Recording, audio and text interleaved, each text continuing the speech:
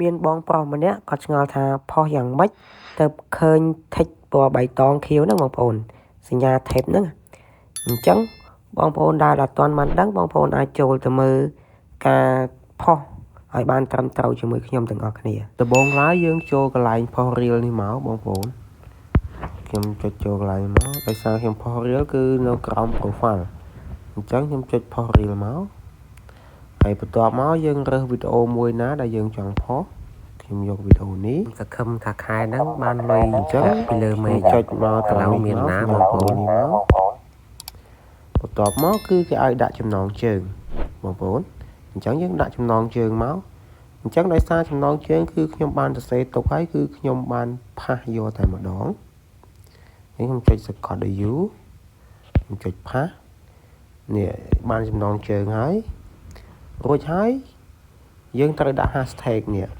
ការដាក់ hashtag ដូចបានបញ្ជាក់មុនហើយគឺយើងដាក់តែ2ឯងបានហើយអញ្ចឹងខ្ញុំចុចទ្រង់ជ្រូករួចហើយយើងយកពាក្យសេអង់គ្លេសនេះមកដើម្បីវា load ចេញ hashtag ដែលល្អចុចនេះមួយមកអញ្ចឹងយក hashtag មួយនេះ real viral តបមកដក clear បន្តិចចុច hashtag មួយទៀត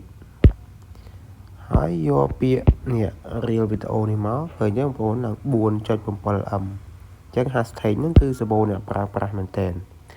ហើយមកដល់ត្រង់ចំណុចនេះបងប្អូនប្រកាសហើយ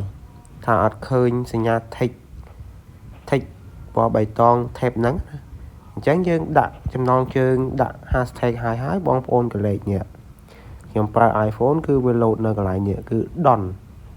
អញ្ចឹងបងប្អូនចុច done ហ្នឹងមកនេះឃើញទេឃើញវា load ពណ៌បៃតង tab ហ្នឹងទេបងប្អូនអញ្ចឹងគឺវា load ពណ៌បៃតង tab ហ្នឹងហើយបងប្អូននេះអញ្ចឹងគឺចេញបែបនេះគឺយើងផុសទៅគឺត្រឹមត្រូវតាមស្តង់ដារ Facebook ណាហើយបើយើងចង់ដឹងយើងចុចចូល tab ហ្នឹងទៀតមកនេះបងប្អូនឃើញទេគឺគោលការណ៍ដែលគេចង់បានគឺយើងធ្វើទៅគឺ tick អស់ហើយបងប្អូនអញ្ចឹងលក្ខខណ្ឌ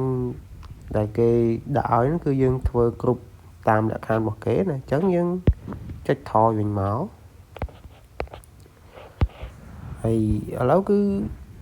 យើងផុសទៅបងប្អូនតែខ្ញុំសុំ add ដាក់ playlist មួយសិនដោយសារតែវីដេអូនេះខ្ញុំធ្វើដូចជាវីដេអូចំណេះដឹងយើងខ្ញុំដាក់ playlist មួយអញ្ចឹងរួចរាល់ហើយអញ្ចឹងយើងចុច share now មកអញ្ចឹងវីដេអូហ្នឹងគឺរុញទៅហើយបងប្អូនហើយរបៀបផុសគឺគេផុសបែបហ្នឹងឯងបងប្អូនហើយវីដេអូហ្នឹងគឺមានតែប៉ុណ្្នឹងទេហើយបើបងប្អូនដែលស្រឡាញ់ចូលចិត្តកុំភ្លេច follow page ម្នាក់មួយផង